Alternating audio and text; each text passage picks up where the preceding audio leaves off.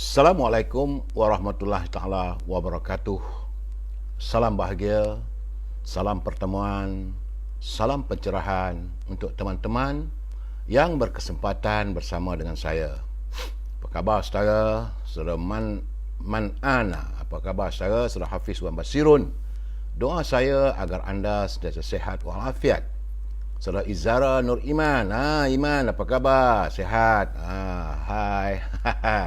Saudara Kama Awang, Pendekar Mata Satu, Saudara Syahad Ibrahim, Waalaikumsalam. Saudara Badrul Ismail, Fau Gau GH. Saudara, dalam kesempatan ini sila like and share. Bila saya tengok banyak like and share itu memberi semangat kepada saya. Dan juga jangan lupa saudara, sila subscribe kepada Instagram. Alamat yang sama, Amir Hijaz Fan. Supaya jika ada sesuatu berlaku pada Facebook, maka saudara boleh pindah kepada Instagram. Supaya pencerahan ini berjalan dengan baik. Apa khabar Raja Kuala Krai? Saudara Abu Nem, saudara Thomas Tan, saudara Mat Kilau Pahang. Teruskan perjuangan kita, saudara Mat Kilau. Saudara Mas Sabari Anggrek Rimba dari Pekan Pahang, ya. Mudah-mudahan harum mekar mewangi di Pekan Pahang. Saudara Abu Nem, salam dari Taiping. Begitu juga ada saudara Hasna Yusof, saudara Ahmad Muhaini dari Subang Jaya. Subang Jaya tak hujan ke? Saya di sini hujan. Saudara Zulkifli, saudara Muhammad Izhar, saudara Syahad Seremban, saudara Syahad. Begitu juga dengan saudara Aris Saleh, saudara Yusuf Awang, saudara Arifin Abdul Halim. Waalaikumsalam. Puan Nurliza, Pokwat Tio, Razi Ismail. Apa khabar saudara? Beliau berikan salam juga untuk kepada semua warga net yang berkesempatan bersama dengan saya. Begitu juga dengan saudara Azhar Abdul Manaf, Tuan Haji Azhar Abdul Manaf. Baik saudara, kepada mereka yang tak sempat saya santuni satu persatu, saya mohon maaf. Dan insya-Allah akan saya santuni usai pencerahan malam ini saudara. Baik, seperti biasa saudara, saya harus memberi pencerahan, memberi informasi apa yang berlaku pada negara kita pada hari ini, hari Selasa 11 Januari 2022. Sudah 11 hari dah saudara, kita memasuki tahun 2022 dan ini merupakan hari yang ke-664 saudara. Bumi kita ini masih lagi dicengah oleh virus corona. Menurut laporan sahabat saya, saudara Rio dari Universiti Melaya, katanya ada peningkatan hari ini saudara. Semalam ada 18 kematian. Tapi hari ini nampaknya semalam ada kelegaan, iaitu semalam 2641. Sebelum itu, minta maaf saudara, saya sedang live, tengah live, minta maaf. Saudara, kawan-kawan menghubungi nak buat macam mana saudara. Itulah keadaan. Bila kita live, mereka menghubungi saya. Saya dah cakap 9.30 saya tengah live. Apa khabar saudara Ben Jetik dari Sarawak.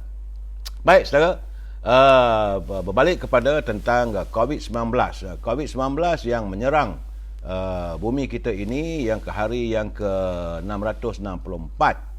Dan saya melihat daripada kiriman saudara Rio, hari ini jumlah jangkitan adalah 3,175 orang. Naik saudara daripada 2,641. Sebab itu saya katakan kita harus sentiasa berwaspada, sentiasa menjaga kebersihan diri, menjaga penjarakan sosial. Kalau tak ada keperluan, tak perlulah kita berada dalam kumpulan yang ramai. Saudara, ingat saudara, ini wabak ini tidak menentu. Dan dengan semalam kematian 18, jumlah keseluruhan sudah 2,792,035 orang warga kita yang dijangkiti oleh virus corona. Jadi untuk setakat hari ini, tanggal 11 Januari, dengan 3,175 kes, artinya jumlah untuk bulan Januari adalah 33,949 warga kita yang dijangkiti oleh virus corona, bersama sejewa Tok Nen Ediman, Mak Syah, saudara. Baik, izinkan saya untuk seketika pencerahan e-commerce. Jadi kalau saudara mempunyai produk, sila hubungi Al-Azhar di talian 011-330-41241. Hubungi Al-Azhar. Boleh juga sibukkan dia. Dia dengan perniagaannya haruman setanggi bakur. Bila dibakar setanggi itu, dia macam kemian juga saudara. Satu rumah semerbak harum mewangi, seolah-olah kita berada di tanah suci Mekah. sama macam kita berada di Masjid Nabawi. Saya suka. Dan ingat saudara, bila rumah kita harum mewangi, itulah kegemaran para malaikat dan kebencian para syaitan. Dengan Al-Azhar, jangan lupa boleh saudara memesan pelbagai haruman, iaitu perfume, minyak wangi. Macam-macam brand ada. Tapi yang saya tak tahulah brand apa yang wangi, tapi yang saya pakai adalah Amir Al-Qut, iaitu pati daripada kayu gaharu. Memang sedap baunya. Saya rasa segar bila ini spray ke badan saya, rasa segar. Itu Amir Al-Qut. Itu Raja Qut lah. Baik, saya juga boleh memesan untuk rendang tok. Itu produk ibunya ataupun bahulu berdal. Tapi bagi mereka yang masih lagi tak dapat menghubungi Al-Azhar, boleh hubungi Siti Farehah di talian 017 711 4300. Bila hubungi Siti Farehah, jangan lupa dendeng manis Siti Farehah, sedap dimakan dengan nasi, tak payah lauk lain, saudara. Saudara juga yang tinggal di Lembah Kelang boleh berhubung dengan Syauqi, syarikat kizinis, untuk mendapatkan bekalan buah-buahan, iaitu kiwi, cherry, anggur, apple dan sebagainya. Grade AAA, harga lebih murah daripada harga di pasar raya ataupun di pasar, saudara. Boleh hubungi Syauqi di talian 012 357 5703. Itu buah itu akan dihantar terus ke rumah saudara, tak payah nak pergi ke pasar. Begitu juga, jangan lupa produk baru ialah Popiah Sirah Lady Maria. Saudara boleh menghubungi saudara Nizam di talian 019 435 1203 untuk merasai nikmatnya Popiah Sirah Lady Maria, pedas, rangup dan manis. Itu saja saudara setakat ini untuk kita e-commerce. Baik saudara, hari ini Tazkirah kita adalah berupa sebuah penceritaan, sebab saya dapat kiriman daripada teman, agak menarik ceritanya dan boleh kita jadikan sebagai tauladan saya. Ceritanya tentang seorang lelaki miskin. Dia kerjanya adalah menjual gula merah ataupun gula Melaka yang dibuat oleh isterinya. Jadi seringkali isterinya membuat gula Melaka itu dalam bentuk bulat dan anggaran beratnya adalah pada 1 kilogram. Jadi lelaki ini akan menjual ke sebuah kedai di Pekan. Jadi begitulah kehidupan mereka, menyantuni kehidupan dengan berjual gula Melaka ataupun gula merah. Kemudian satu hari pemilik kedai itu merasakan bahawa betul ke berat gula ini 1 kilo. Maka dia pun timbang. Bila dia menimbang gula itu, tiba-tiba dia dapati cuma adalah pada beratnya adalah cuma 900 gram. Jadi dia pun marah dalam hati dia tu. Dia kata, aku telah ditipu oleh penjual ini. Jadi seperti biasa, petang tu penjual lelaki ini datang nak jual lagi gula merah itu pada penjual kedai tersebut. Dia pun mengerdiklah lelaki itu, kenapa kamu tipu aku, sedangkan gula kamu kata 1 kilo, aku bayar dengan harga 1 kilo, sedangkan beratnya kamu lihatlah sendiri 900 gram. Jadi lelaki itu pun dengan muka yang agak sedih menjawab. Dia kata, sebenarnya aku orang miskin, aku tidak mempunyai alat timbangan.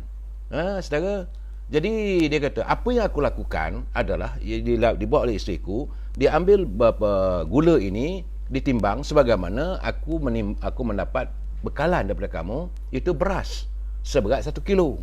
Jadi kalau beras itu beratnya 1 kilo, maka 1 kilo lah gula ini. Jadi kalaulah beras yang kamu jual pada aku ni bukan beratnya 1 kilo, artinya gula ini pun juga bukan 1 kilo. Jadi lelaki itu pun terdiamlah. Jadi penjual itu pun terdiam. Barulah dia menyedari bahawa nak marah orang pun tak boleh sebarangan, saudara. Jadi begitulah. Jadi natijah ataupun pengajaran daripada kisah ini, saudara, jangan kita sentiasa memandang serong pada orang. Jangan kita merasakan orang nak tipu kita, sedangkan mungkin dia pun timbangannya tak betul. Saudara, dan lelaki tadi gula yang ditimbang daripada mengikut kiraan beras yang dibeli 1 kilo. Jadi inilah pengajarannya kita, saudara. Jangan sesekali kita, kadang-kadang kita terlalu mudah dan cepat untuk menghukum orang. Jadi kita kata orang ni bersalah, sedangkan kita juga bersalah. Tidak ada manusia yang maksum di dunia ini. Semoga penceritaan saya ini, pengkisahan yang dikirimkan oleh sahabat saya ini, dapat dijadikan satu teladan agar kita semua diberkati oleh Allah Subhanahu Wa Taala. Ya, saudara, itu sekadar tazkirah singkat saya hari ini. Sebab tu saya katakan tazkirah ini bukan berupa macam ustaz mengajar kat masjid. Tidak, saudara. Tazkirah itu bagi saya pengajaran, penceritaan. Saudara, saudara Cik CTP. Assalamualaikum untuk warga cinta damai. Baik, saudara. Usai ni pencerahan tazkirah, kita masuk dalam bab mutiara kata. Ini mutiara kata ni seringkali yang dihantar oleh sahabat saya Cikgu Hibil. Iaitu dalam mutiara kata ini, masa saudara tidak pernah berhenti walaupun sesaat. Kita harus ingat, sebab itu dalam Al-Quran pun ada, wal asri innal insana lafi khusri illa allazina amanu wa aminus solihah wa tawassaw bil haqq wa tawassaw bis sabr. Sesungguhnya demi masa itu manusia sentiasa berada dalam kerugian. Jadi mutiara kata kita, masa tidak pernah berhenti walaupun sesaat. Ia akan terus berlegar meninggalkan kita tanpa kita sedari. Hanya mereka yang tahu menghargai waktu sahaja mampu mencipta kejayaan dalam hidupnya. Ingat, saudara, jadi kita yang mampu, yang tahu dan menilai pentingnya waktu itu, maka kita akan mencipta kejayaan. Terima kasih sahabat saya Cikgu Hibil atas kiriman mutiara kata. Terima kasih sahabat yang menghantar kepada saya kiriman itu untuk kita jadikan tazkirah tadi. Baik, saudara, usai e-commerce, usai laporan COVID, usai tazkirah, usai mutiara kata, seperti biasa, salam impian moratorium dan pengeluaran wang RM10,000 dari kumpulan wang simpangan pekerja. Dapat tak dapat, saya harus mengutarakan permohonan kita. Biarlah, saya tak akan jemu-jemu. Saya berdoa supaya benda ini dapat selesai, supaya tak adalah mengganggu kita punya pencerahan. Tiap-tiap malam kita kadang orang jemu juga, tapi saya tidak akan jemu-jemu untuk meneruskan tuntutan rakyat, saudara. Dan saya tidak jemu-jemu mengingatkan pimpinan negara supaya sentiasa ingat, sentiasa insaf. Jangan kita berbelanja tanpa had. Kalau negara berbelanja tanpa had, maka negara kita akan muflis. Ya, saudara. Tajuk perbincangan kita malam ini adalah agak sadis sedikit, saudara, itu rintihan rakyat. Ya, saudara. Sebab tadi pun saya berbual dengan mantan sisa politik, seorang menteri. Dia bercerita dengan saya lepas makan tengah hari, dia kata malam ni nak buat apa pencerahan. Saya kata pencerahan malam ini saya akan menyuarakan rintihan rakyat. Sebelum saya memberi pencerahan ini, seperti biasa kita santun dulu pantun Pak Nazil. Pak Nazil ni banyak buku-buku dia. Dan jangan lupa saya layarilah laman maya Pak Nazil Hashim Muhammad untuk membaca, menata buku-buku pantunnya dan banyak karyanya rupanya. Orang lama, saudara. Kata Pak Nazil, panas kahwa membakar lidah, rasa tak senang kahwa ditinggalkan. Pemimpin berwibawa menjaga lidah, bukan wewenang meluahkan kritikan. Saya suka Pak Nazil ni sebab kita tanya, saya pun tertanya apa dia kahwa tu. Rupanya teh. Kahwa tu teh, kalau di Arab tu kalwa. Sedap, saudara. Jadi Pak Nazil kata kahwa itu adalah teh. Saudara. Jadi kalau pemimpin berwibawa menjaga lidahnya, jadi dia tidak akan mewenang meluahkan kritikan yang bukan-bukan, saudara. Kata Pak Nazir lagi, pergi ke Manjung, rumah Kak Saodah, belajar seni menenun kain. Empunya Tanjung, negeri Kedah, mengapa dituani orang lain?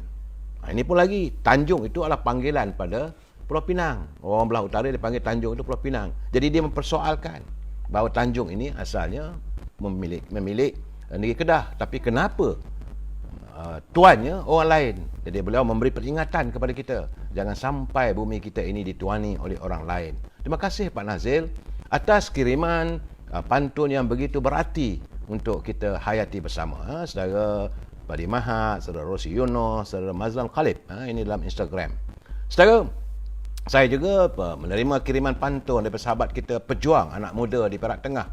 Saya mendoakan beliau berjaya dan dia sentiasalah memberi kritikan dan mengharapkan agar lebih ramai lagi kita melahirkan warga anak muda yang terlibat dalam industri pertanian melalui iGrow-nya. Saya pun, Saudara Nordin, kalau saudara dengar saya punya laman ini, silalah berikan macam mana orang nak berhubung dengan saudara dalam iGrow. Memanglah mungkin mereka yang membuka Facebook ke, membuka Instagram nak tahu juga iGrow tu macam mana nak melayar ni. Tapi bagaimanapun saya mendoakan agar saudara Nordin berjaya membentuk anak-anak muda di negeri Perak, di negeri Sembilan dan beberapa negeri dalam sektor industri pertanian moden. Kata saudara Nordin Malik, hinggap burung celah bumbung, hendak mengelak guruh berlentung. Harga barang makin melambung, nilai duit semakin merudum. Jadi beliau menzahirkan kerunsingan dan kerisauan hatinya. Kalau nilai duit kita semakin merudum, macam mana nanti? Sebab pastilah harga barang di pasaran terus melambung. Katanya lagi, beli kain berpilih-pilih, berkenan hati, corak padi. Semakin sukar ekonomi dipulih, masalah pekerja makin menjadi. Ini pun jadi persoalan juga yang dilantarkan oleh beliau melalui pantun. Sebab hari ini, macam mana kita nak memulihkan ekonomi? Kalau masalah pekerja, masalah tenaga kerja menjadi masalah dan anak muda masih lagi tak ada kerja.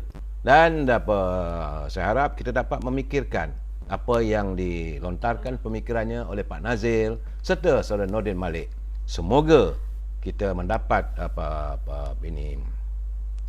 faedah daripada mendengar kapan-kapan ini. Terima kasih saudara Pak Nazil dan saudara Nordin. Baik saudara, usai pantun kita pergi sedikit. Ini untuk pengajaran kita saudara. Sebab tu saya katakan segmen Gedung Ilmu. Gedung Ilmu adalah merupakan culipan daripada buku. Buku ni saudara dikirim pada saya oleh Tan Sri Johan Jaafar, pemimpin dalam ungkapan Melayu. Iaitu orang dulu-dulu dah bercakap, pemimpin terdahulu terlampau mengharapkan.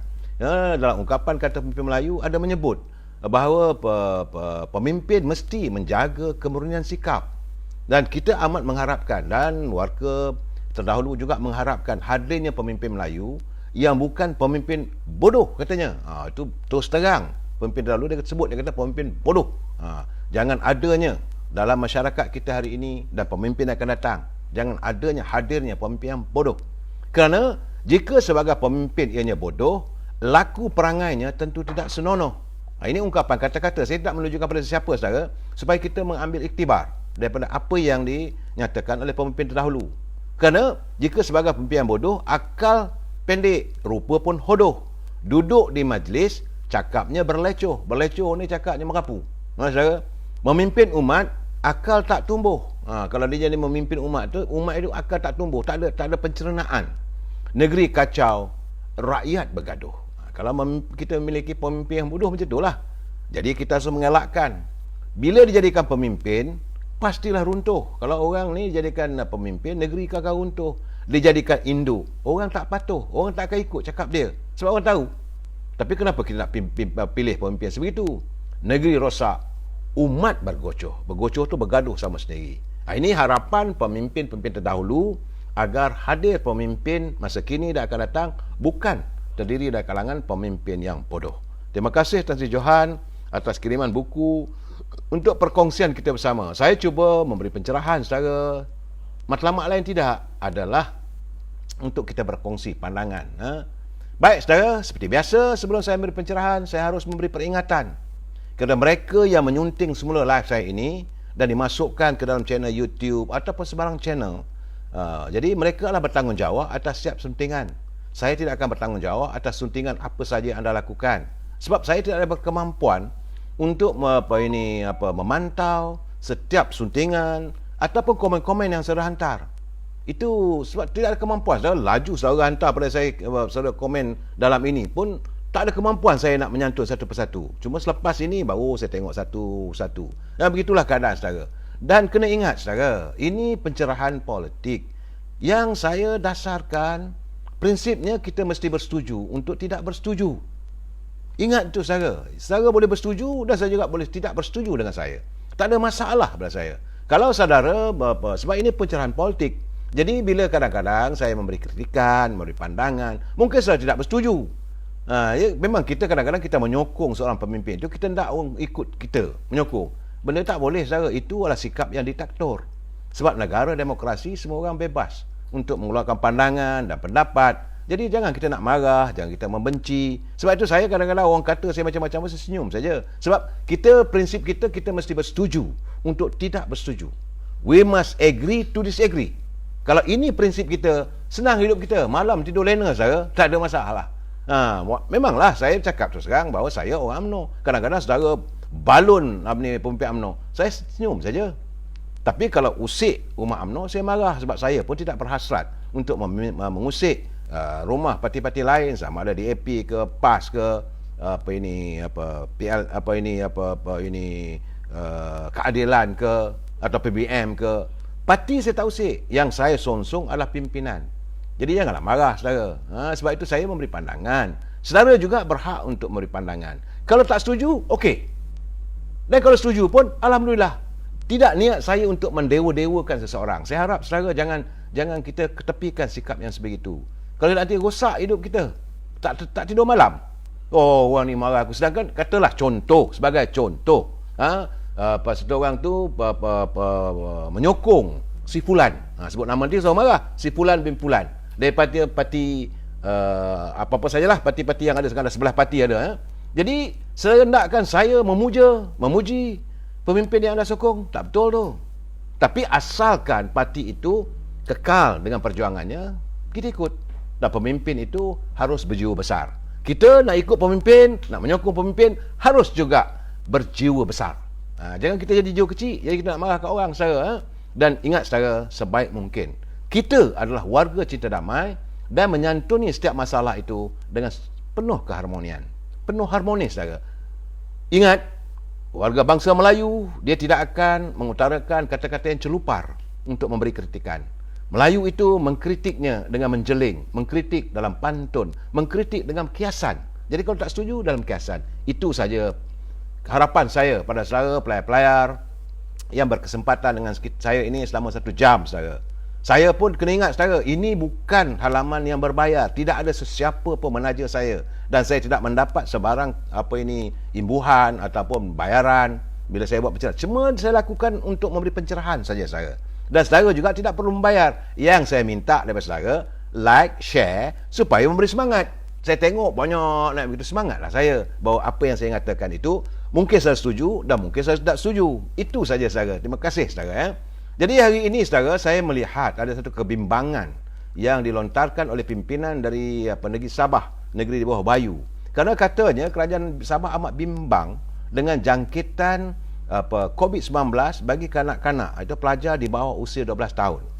Kerana menurut Menteri Perumahan dan Kerajaan Tempatan, Datuk Masjidi Majun, daripada 253 kes baru di Sabah dalam tempoh 24 jam, terdapat 50 kes yang membabitkan kanak-kanak berusia 12 tahun ke bawah. Mereka ini belum divaksinkan lagi. Dan ia meningkat saudara, daripada 31 kanak-kanak yang dilaporkan semalam, sehari sebelum itu. Tapi statistik jangkitan membabitkan kanak-kanak 12 tahun ke bawah agak tinggi dan ini membimbangkan. Sebab itu beliau berharap, ini untuk warga di Sabah, sebab saya tahu live saya ini juga didengar oleh teman-teman kita di Sabah, di Sarawak, di seluruh negara, dan beliau berharap ibu bapa serta guru-guru di sekolah supaya mengambil langkah berjaga-jaga dan melakukan inisiatif yang diperlukan untuk mengurangkan gejala ini. Jadi pihaknya bimbang kerana katanya jumlah kes hari ini peningkatan 92 kes berbanding semalam itu adalah 45.8% yang dikesan daripada saringan kontak rapat dan 43.1% dikesan daripada saringan simptom secara rambang. Artinya Sabah sudah memperlihatkan gambaran ada kenaikan. Jadi saya harap guru-guru yang bertugas di Sabah supaya memerhatikan aspek ini agar anak-anak kita ini terhindar daripada dijangkiti oleh virus corona. Sementara itu, menurut Kementerian Pendidikan melalui menterinya dalam ciupan Twitternya, saudara Muhammad Radhi Jidin, dia kata bahawa mulai minggu ini sekolah dah dibuka, pelajar-pelajar sekolah rendah dibenarkan untuk menjalani ujian saringan kendiri COVID-19 di rumah masing-masing. Alhamdulillah lah. Jadi kalau ada rasa-rasa ni, bolehlah buat kendiri di rumah. Tak perlu dilakukan saringan di sekolah. Katanya keputusan itu dicapai setelah mendapat persetujuan daripada Kementerian Kesihatan selepas perbincangan dibuat dengan kementerian. Jadi saya melihat bahawa dalam sekolah dah mula dibuka. Jadi saudara, jaga anak-anak saudara. Kalau agak-agak dia kena demam, cepat-cepatlah saudara melakukan swab test. Dan kalau rasa-rasa pelik, Kementerian Pendidikan tidak mengenakan apa-apa tindakan, boleh untuk melakukan kuarantin kendiri diri di rumah saudara. Dan sama ada mereka juga boleh belajar. Dulu pun kita dah ada anak-anak kita belajar melalui internet. Boleh diteruskan juga. Itu kata daripada menterinya. Jadi beliau mengharapkan agar langkah-langkah itu perlu dipatuhi demi untuk menjaga anak-anak kita. Ingat saudara. Cuma hari ini saudara di Sabah juga saya terasa sayu lah saudara. Sebab saya mendapat kiriman gambar daripada saudara Arjanis Ahmad melalui bernama. Saya gambar itu memang menyentuh hati dan perasaan saya kerana saya melihat kita sekarang ni dah 70 tahun lebih merdeka. Sabah berada dalam Malaysia lebih 60 tahun. Tiba-tiba saya tengok gambar anak-anak sekolah yang terpaksa melintasi sungai bergayut saudara. Kerana jambatan gayut tu, jambatan gantung tu papan dia rosak. Saya kata takkanlah negara kita begini, masih ada lagi anak-anak yang terpaksa melintasi sungai nak pergi ke sekolah. Soal mereka pergi ke sekolah dengan berjalan kaki itu mungkin juga saya boleh terima lah, mungkin dekat ke jauh pun. Tetapi kalau sampai bergayut di atas jambatan gantung begitu, hati seru dan sayu. Kenapakah warga bangsa kita ini tidak memikirkan? Kenapa pemimpin, khususnya di Sabah, ini kawasan ini kata disandarkan, iaitu di sebuah perkampungan nelayan. Jadi sepatutnya wakil rakyat kawasan itu fikirkanlah, carilah jalan. Jangan anak-anak kita ini terbiar begitu. Apakah nasib mereka? Hanya kerana menimba ilmu, mereka terpaksa bergayut. Sebab papan tu dah tak ada, maka bergayutlah pada jaring-jaring tali-tali itu. Saya tak sampai hati saya melihat begitu. Kalau dekat mungkinlah saya cari wakil rakyatnya, tapi di Sabah tak mampu saya pergi sana. Jadi saya harap warga disandarkan, begitu di Libaran juga. Libaran bergotong royong menggantikan lantai jambatan gantung yang reput di kawasan Kampung Nelayan Tengah disandarkan. Jadi katanya di Libaran. Jadi saya haraplah warga kita yang mendengar live saya ini, walaupun tadi katanya penduduk kampung bersama Jawatankuasa UMNO telah pun mengadakan gotong royong untuk menggantikan papan yang dah patah dan rosak itu, tapi saya kata tak cukup. Mesti dituntut supaya diadakan jabatan yang kekal, bukan jabatan gayut, bukan jabatan gantung. Ini membahayakan anak-anak kita.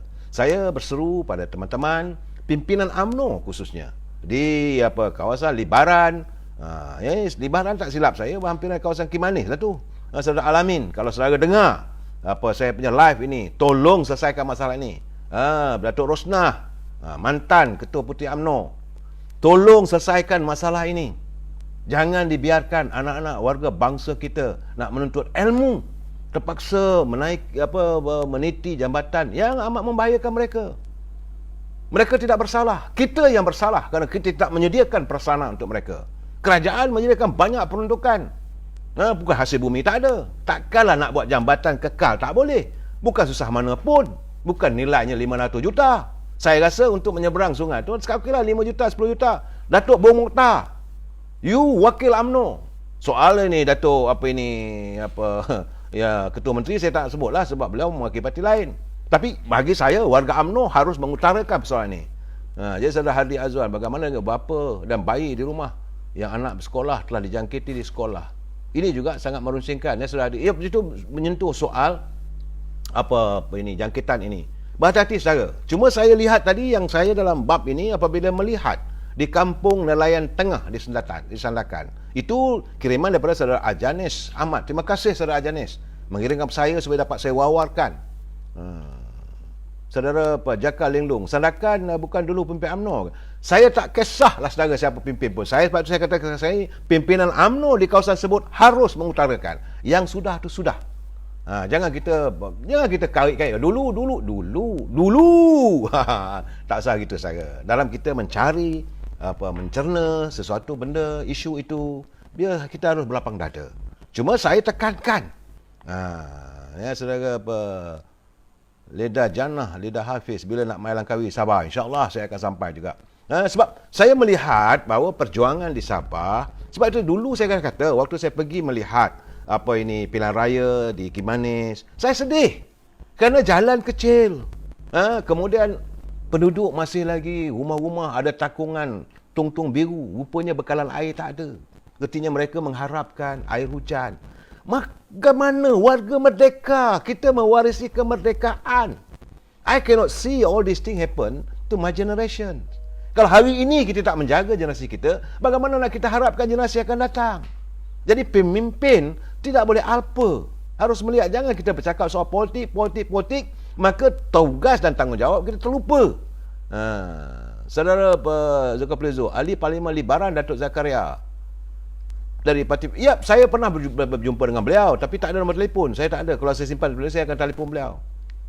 Inilah kesannya, saudara. Ya, saya tak ambil kisahlah anda dari parti mana pun. Tapi kalau anda tidak menyantuni rakyat, memanglah akan mengundang amarah dan kekecewaan di hati saya. Nanti saya cakap jerit, nanti teman-teman marah. Kata jangan jerit, nanti sengit songkok. Betul lah. Tapi saya haraplah agar masalah, saya yakin ini bukan hanya berlaku di Sabah. Saya berkeyakinan ini juga berlaku di Sarawak. Tapi sebab di Sarawak kita tak ada pimpinan di sana, saya harap pimpinan dapat merhatikan. Paling penting perasaan rakyat harus diutamakan. Jalan, jambatan, api, air, bekalan internet zaman sekarang ni 5G, 4G ni, dan makanan rakyat. Ini perlu disantuni. Janganlah memikirkan soal projek-projek mega, buat bangunan berpuluh-puluh tingkat. Apa artinya kalau rakyat masih lagi hidup dalam keadaan sebegini? Ini pandangan saya. Saudara Harun, tajuk apa hari ini tu adalah rintihan rakyat. Saudara Harun, rintihan rakyat. Saya menyampaikan. Dan saya juga melihat culipan daripada Najib. Ini juga satu perkara yang menyentuh soal pendidikan. Kerana Datuk Najib mengharap agar Menteri Pendidikan tidak harus berdiam diri. Kerana ada tuduhan bahawa sekolah rendah, sekolah kebangsaan Assumption di Pulau Pinang bakal ditutup sebab ada pihak yang sudah pun mula menghasut. Katanya bahawa kerana ini sekolah ini ini bukan sekolah kebangsaan Melayu. Ini parti DAP dah mula menghasut. Kerana kononnya berdasarkan agama. Sebenar-benarnya sekolah itu tutup kerana bilangan pelajar semakin berkurangan. So trend jumlah murid yang semakin menurun itu turut diperakui oleh Kerajaan Negeri Pulau Pinang. Jadi saya haraplah agar Menteri Pendidikan atau pegawai di Kementerian Pendidikan dapat menangani masalah ini. Jangan sampai masalah sekolah ini menjadi masalah resis yang boleh meledak negara kita dan mengundang suasana yang tidak tenteram. Sekolah itu kalau perlu ditutup, tutuplah. Nak buat macam mana kalau pelajarnya tak ada? Bagi mereka sepatutnya lebih bersyukur. Tengoklah, lihat sendiri apa yang berlaku di Sabah. Pelajar-pelajar, anak-anak kita nak belajar pun terpaksa mengentas sungai dan sebagainya dengan jambatan sebegitu. Baik, saudara, itu soal pendidikan anak kita tentang rakyat. Now, sekarang ni ada satu lagi. Saya nak mengingatkan. Sebab dalam keadaan negara yang begitu susah, macam-macam orang berusaha cari duit. Macam-macam mereka lakukan. Rencam manusia asalkan dapat duit, apa saja mereka lakukan, walaupun mereka menjadi scammer. Ini kali ini scammer. Scammer ni pula saya yakin tentulah orang Melayu. Sebab dia tujuan dia menyentuh kepada penyimpan tabung haji. Kerana saya dapat ini kiriman seorang, dia kata ini pengalaman saya pagi tadi jam 10 pagi, iaitu pada 11 bulan 1 2022. Kata pengirim pada saya, dia kata saya dapat call dari seorang wanita, katanya daripada tabung haji, bertanyakan tentang permohonan untuk subsidi mengerjakan haji yang saya pohon 6 bulan lalu.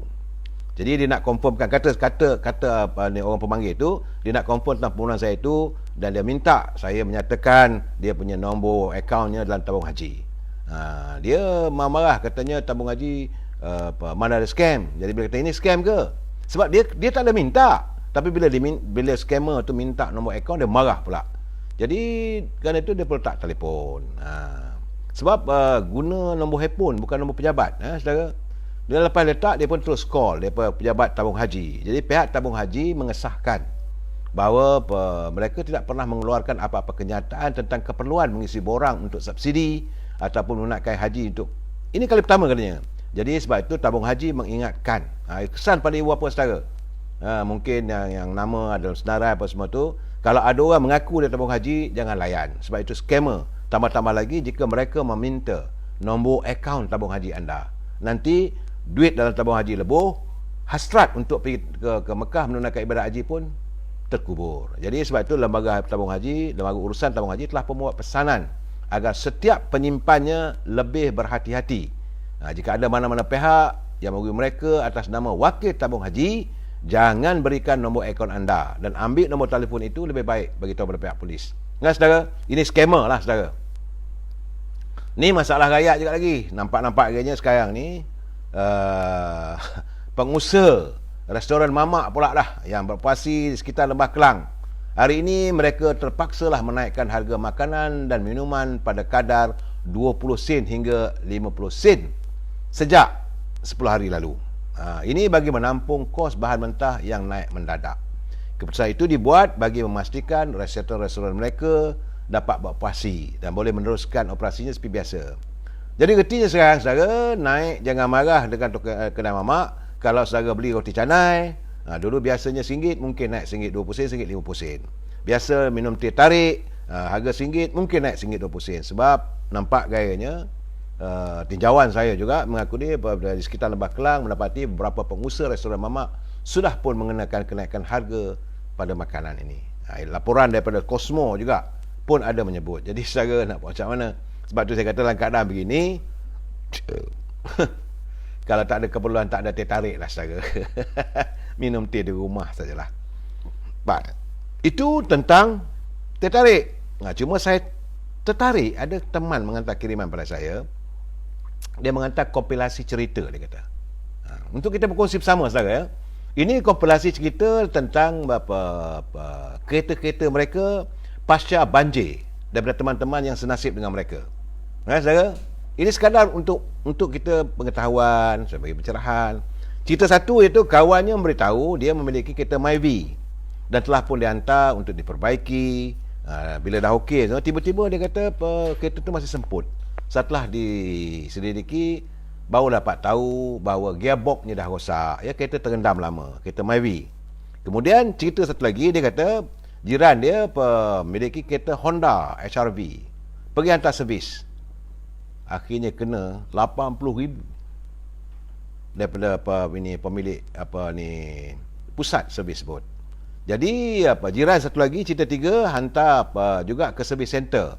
Jadi bila dia bagi anggarannya RM15,000 untuk cuci kereta saja RM2,500. Itu nak cek juga sistem. Maklumlah Honda baru ni dia ada sistem yang elektronik dan sebagainya. Beribu saja. Jadi akhirnya dia terhantar ke bengkel biasa, cucinya lebih kurang RM500, skor repairnya agak murah sedikit. Ini cerita saya baca teman-teman kiriman. Cerita 4, ini bagi mereka tinggal di apartmen. Rumah mereka tak ada kena banjir sebab dia tinggal di atas. Tetapi keretanya terendam. Jadi kerana rumah mereka tidak dinaiki air, maka tak adalah bantuan. Ini masalah juga saudara. Sebab apartmen mereka tinggal di tingkat 5, tingkat 6, tak ada kena air. Sedangkan kereta terendam. Ini juga harus dipikirkan, saudara. Dan yang cerita kelima, ada 7 cerita. Cerita kelima dia kata Toyota Service Center, Allah, memberi anggaran untuk repair Innova dia kata sampai 80k dia kata. Jadi dia kata tak tertelan lah Elio. Dan cerita ke-6, Avanza saya dah repair, masuk air, paras hampir kerusi bawah. Tapi kena 8,553, termasuk cuci 1,200, cuci kereta. Memanglah saudara, kereta ni kalau dah terendam, bila kita keringkan, dia akan mengeluarkan bau yang busuk sebab kapet tu basah. Dia terpaksa dibuka kapet tu, dikeringkan betul-betul, barulah tidak. Kalau tidak nanti naik kereta tu berbau macam bau bangkai. Saudara, jadi saya amat memahami mereka yang milik kereta, saya bersimpati dengan anda. Tapi bila cuci tu kena sampai RM1,200. Bukan saya ketawakan atas masalah anda. Saya kalau satu masalah tu lebih baik saya bercakap sambil ketawa tu supaya melegakan fikiran. Dan cerita ketiga ni, dia kata kereta saya Persona SE ECU plus TCU plus kompresor aircon langsung tak boleh diselamatkan. Jadi katanya ini hanyalah secebis cerita perihal kos untuk membaiki kereta selepas kena banjir. Jadi kalau T20 boleh jatuh pada M40, kalau B40 nak jatuh pergi mana pula katanya. Sedangkan duit kumpulan wang simpanan pekerja sendiri tak dibenarkan dikeluarkan. Jadi akhirnya dia kata kalau masa akan datang digalakkanlah saudara membeli insurans. Kalau tidak nanti mereputlah. Dalam keadaan begini mereputlah sampai nak bayar hutang pun tak boleh dan sebagainya. Ya saudara, dalam keadaan begini saudara, saya juga melihat kesan daripada malapetaka yang dialami. Ini kiriman teman-teman kepada saya. Dia kata masa PKP dulu tu ada moratorium. Ini kesannya. Masa dapat moratorium dan pengecualian bayaran itu, okeylah. Tapi ramai terlupa bahawa tempoh itu diberi sebab orang diwajibkan duduk dalam rumah ketika itu PKP. Dan waktu itu ramai hilang pendapatan kerana tak ada aktiviti perniagaan. Tapi apabila PKP semua masa ditamatkan, perniagaan masih lagi sehingga jam 8 malam dan operasi perniagaan dengan SOP yang ketat, semuanya jadi separuh dari jumlah asal. Bila tiba bulan Januari, itu yang saya katakan 2-3 bulan lalu saya cakap, sampai Januari tahun 2026, maka tibalah masanya perlu dilunaskan. Nak bayar wang TNB, nak bayar duit syabas, lembaga hasil dalam negeri, nak kena bayar pula contribution EPF, nak bayar cukai kalau ada. Mulalah mereka yang mengutip hutang ni mulalah bertaring untuk memburu kita. Jadi duit rakyat yang tinggal tak seberapa ni dalam poket, macam mana kita nak laksanakan? Sebab itu saudara, walaupun kita ada zakat dan sebagainya, tak nampak untuk dapat dikeluarkan. Sebab itu kita ada kumpulan wang simpan pekerja. Saya malam fikirkanlah untuk membantu. Jadi tujuan saya meminta bukan untuk menghasut. This is the only choice yang ada.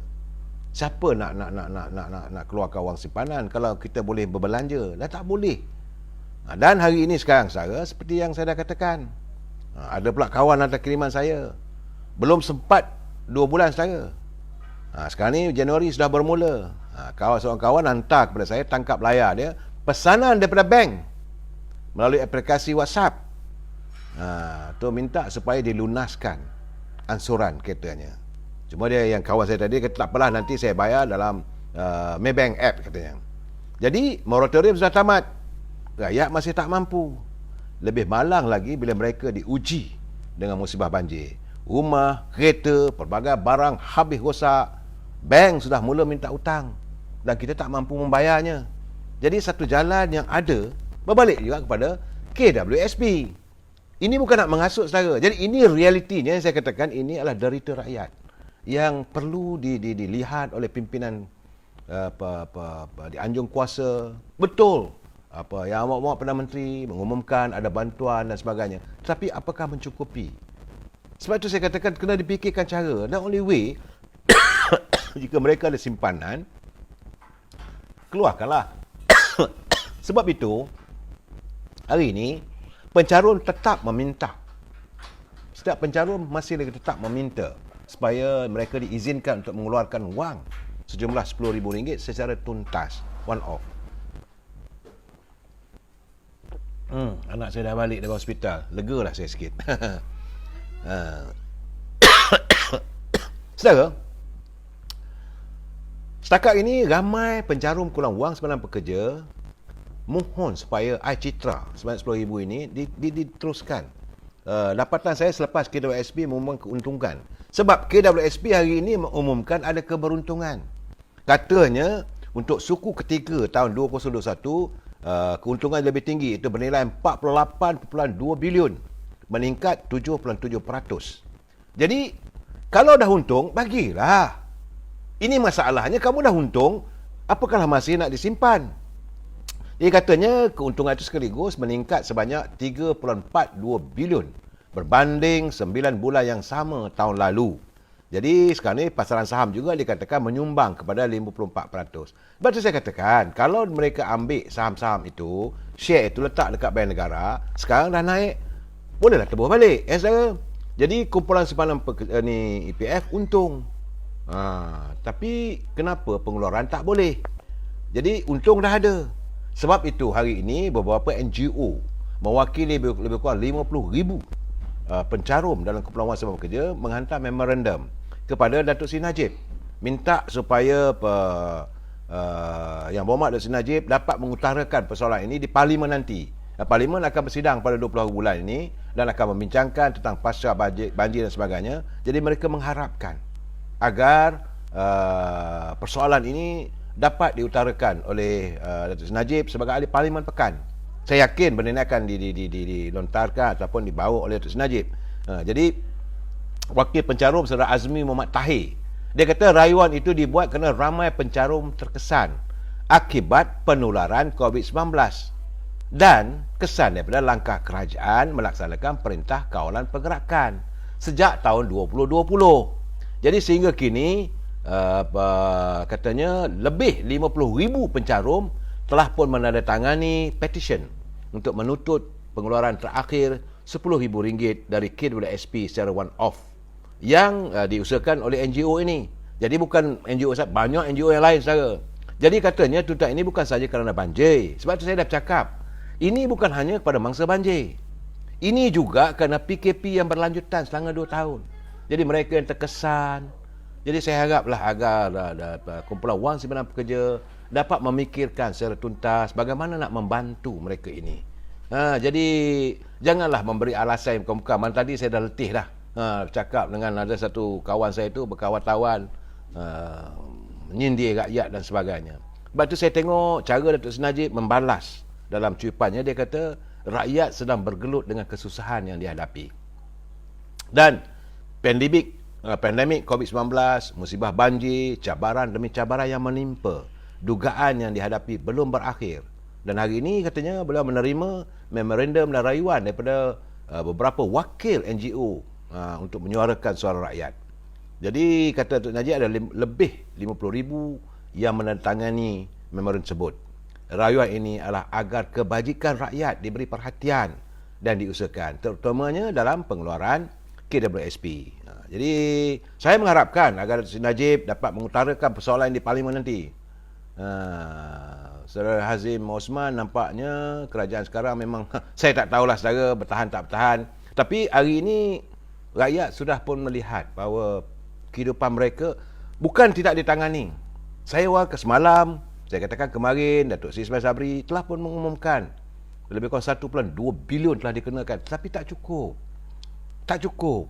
Nak buat macam mana? Ramai yang dia bukan hanya banjir bagi mereka yang hilang pekerjaan. Inilah masalahnya yang saya katakan. Sebab itu saya mengharap agar Yang Amat Berhormat Datuk Seri Ismail Sabri, apalah salahnya berlapang dada berjumpa. Nak harapkan daripada mantan Perdana Menteri yang jaga pelan pemulihan negara ni, nampak tak nampak lah saya. Belum ada lagi, baru nak diumumkan apa nak dilakukan. Negara dah sekarang ni, rakyat dah hara sekarang ni. Saya tadi sambil makan dengan mantan sisa politik, dia kata dia pun unsing melihat. Katanya dia okey lah, dia ada pencen, tapi bagaimana orang yang tak ada pencen? Bagaimana teman-teman beliau yang masih lagi struggle untuk hidup, untuk mencari sesuap nasi. Dan kita sekarang ni bukan lagi di tahap untuk mencari pendapatan gaji dah sekarang ni. Untuk kais pagi makan petang lah sekarang saya. Bukan kais pagi makan pagi, kais petang makan petang, tidak. Kais pagi untuk makan petang. Malah ada yang kais pagi untuk makan malang. Ini keadaannya saudara. Dalam keadaan begitu saudara, saya isu-isu tentang Suruhanjaya Pencegah Rasuah sebagainya, saya tak nak tangani. Banyak kawan-kawan bertanya, kenapa saya tak mahu bercakap? Sebab ini persoalan itu soalan undang-undang. Biarkanlah, masih lagi disiasat. Dan banyak benda kalau saya sentuh nanti dia bertali-tali itu. Jadi tak elok. Cuma saya agak tertarik saya menerima kiriman daripada mantan sisa politik tu. Dia hantar pada saya satu kiriman video tentang bagaimana seorang ustaz memberi penceramah. Ceramahnya bukan bercakap soal syurga dan neraka, tapi tentang kehidupan rakyat kita yang berada di persekitaran Kepulauan Nusantara ini. Saya rasa elok saya utarakan pandangan ini supaya kita dapat berfikir. Kerana dalam ceramahnya, penceramah tersebut menyatakan bahawa sekarang ni kita cuma bergantung mereka yang sayang, kasih, cinta pada agama Islam, yang kononnya perjuang Islam, kita cuma bergantung pada tinggal negara saya lagi yang mampu mempertahankan ad-din ataupun agama Islam itu sebagai agama resmi negara, iaitu Malaysia. Malaysia, negara yang mengamalkan demokrasi, raja berperlembagaan, dan kita meletakkan agama Islam itu agama persekutuan. Kedua, negara Brunei Darussalam, iaitu negara yang mengamalkan sistem pemerintahan monarki, sistem pemerintahan beraja. Dan yang ketiga, tapi meletakkan Islam itu adalah agama resmi. Dan yang ketiga adalah sahabat kita, saudara kita, negara Indonesia, di mana sistem pemerintahannya pula adalah sistem pemerintahan demokrasi republik. 3 saja. Sedangkan saudara, satu ketika dahulu, Empire Champa, Empire Melayu Islam di Melaka hebat. Kita sebagai umat Islam, patutnya kita rasa bangga dengan catatan sejarah. Bagaimana satu ketika dahulu Empire Islam Champa merangkumi Vietnam, merangkumi Kemboja, Myanmar, malahan sampai ke Thailand, Patani. Semua itu adalah kerajaan Melayu Islam. Bagaimana tiba-tiba hari ini tidak ada lagi kerajaan itu bernama Melayu Islam. Kerajaan kita sekarang ni, demokrasi ini memang tunggaknya orang Melayu. Sebab majoriti kita. Tapi dapat kita pertahankan. Apa yang nak jadi? Dulu, satu ketika dahulu, di Mindanao, Filipina, juga Islam. Tapi hancur, hilang. Sekarang masih lagi lah, kata Moro dan sebagainya. Begitu juga di Patani. Apakah kita masih lagi tidak mempunyai kesedaran dan juga keinsafan? Bagaimana Empire Islam yang begitu hebat, kita mengikut sebagaimana hancurnya Empire Andalusia. Empire Andalusia di Spanyol berusia lebih 800 tahun. Hanya kerana perebutan kuasa dua beradik, anak kepada Khalifah Ahmad. Akhirnya Empire Islam selama 800 tahun yang berkembang begitu hebat di Cordoba dengan adanya Istana Almira, Istana Merah. Saya berkesempatan pergi ke sana melihat. Saya melihat dengan penuh sayu hati bagaimana hancurnya empire kita ini. Tidak lain dan tidak bukan kerana perebutan kuasa. Di Andalusia, dua beradik. Seorang pergi jumpa dengan Isabella, yang anak-anak muda menyanyi lagu Isabella, Isabella. Suami Isabella adalah Ferdinand Magellan. Mereka inilah yang menghancurkan Empire Andalusia. Hilang sama sekali dalam peta dunia. Dulu Andalusia sebagai Empire Islam. Kemudian begitu juga apabila kita melihat bagaimana Israel, Palestin, negara bumi Palestin yang cukup indah. Bumi sebenarnya Palestin ni, kalau saya lihat gambar-gambar terdahulu, adalah bumi yang terlalu indah. Tapi kerana berantakan sama sendiri, akhirnya Yahudi boleh menguasai mereka. Saya lihat hari ini ada kumpulan Hamas, ada kumpulan Fatah. Masing-masing tidak mahu duduk berdamai dalam satu perdamaian. Akhirnya orang lain menguasai. Dan kita di Malaysia ini sudah ada sejumlah 11 buah parti, saudara. Parti-parti politik tambahan untuk tahun ini. Tak termasuk UMNO, tak termasuk PAPAS, tak termasuk Keadilan, tak termasuk PBM. Tak termasuk Amanah. Tambah lagi 11 parti. Kita berantakan hanya kerana untuk mengejar kuasa. Dapatkah kita menjamin kuasa kita ini sedangkan kita terus berantakan? Sebab itu saya katakan tadi bila saya berbual dengan mantan susah politik, saya kata sukar untuk kita menghadapi musim pilihan raya. Kabarnya 15 Januari ini, lebih kurang 5 hari lagi, kabarnya saya tak tahu lagi bahawa Johor mungkin membubarkan Dewan Undangan Negerinya. Kerana Johor sekarang ni pun dalam keadaan yang teramat-amat rapuh. Satu majoriti saja, satu kursi. Jadi kalau nak buat satu rang undang-undang, enactment, pindahan dan sebagainya, tak boleh dibuat kalau satu dua orang tak datang. Jadi sebab itu besar kemungkinan Johor akan terpaksa menjalankan pilihan raya negerinya sebagaimana Melaka dan Sarawak. Jika ini berlaku, kabarnya, saya tak dapat mengesahan lagi, kabarnya pada 15 Januari akan berlaku pembubaran. Kabarnya, saudara, bukan benda yang mutlak. Jadi inilah keadaannya. Ini keadaan kita terus berantakan. Dan saya yakin selepas Johor tentulah akan pergi ke Perak. Berantakan lagi. Dapatkah kita menjamin bumi tercinta ini masih lagi kekal milik kita? Dan paling penting, dapatkah kita mempertahankan kesucian Islam itu sebagai agama rasmi? Kalau orang lain yang memerintah. Saya tak mau sebutlah negara kita dah lihat sendiri apa berlaku di Filipina, apa berlaku di Thailand, apa berlaku di Kemboja, apa berlaku di Myanmar. Akhirnya warga Rohingya terpaksa hidup merempat, saudara. Kita nanti macam mana? Sebab itu saya mengajak teman-teman untuk berfikir sejauh mana kita harus meladani politik ini dengan kebencian. Saya mengatakan bahawa dalam keadaan sekarang ini, yang terbaik dalam suasana ini, segerakanlah pilihan raya umum supaya rakyat membuat keputusan. Semalam saya dah bagi penjelasan. Tentang perjalanan macam mana dari awal, ya, UMNO, Barisan Nasional ditumbangkan. Okey, tak ada masalah. Kita menerima aroma demokrasi, kita menerima sistem pemerintahan demokrasi. Yang kalah mesti mengakui yang menang. Tapi yang menang tidak boleh zalimi yang kalah. Dalam keadaan sekarang ini, saya melihat berlaku kesongsangan. Yang selalu saya katakan songsang. Berapa lama kita harus bertahan dengan politik yang songsang? Berapa lama negara kita boleh bertahan ekonomi begini? Sebab itu saya tengok pada 8 Januari lalu, sebuah pertubuhan pembela, mereka telah pun mengadakan satu pertemuan untuk membincangkan tentang profesionalisme tanah Melayu kita ni, bagaimana pembela menuntut supaya segera diadakan satu suasana membetulkan balik. Sebab kata pengurusi pertubuhan pembela, Tuan Haji Aminuddin Yahya, saya agak tertarik. Sebab dia kata bahawa kita harus berfikir, apakah kita tak mempunyai sekelumit perasaan tanggungjawab untuk mempertahankan, contohnya dia kata pemilikan tanah. Dalam amanah Raja-Raja Melayu, 7 amanah Raja Melayu, antaranya lah negeri ini kuserahkan dan amanahnya rakyat Melayu mesti memiliki tanah. Dan sepatutnya setiap tanah yang diambil oleh pimpinan kerajaan untuk satu projek itu hendaklah diganti balik, iaitu tanah reserve Melayu. Tapi bagaimana terjadi sekarang? Berlakunya perlambakan, mereka melakukan pembalakan, hutan-hutan rantai ditebas, dirubuhkan, dijatuhkan. Siapa yang mengaut keuntungan?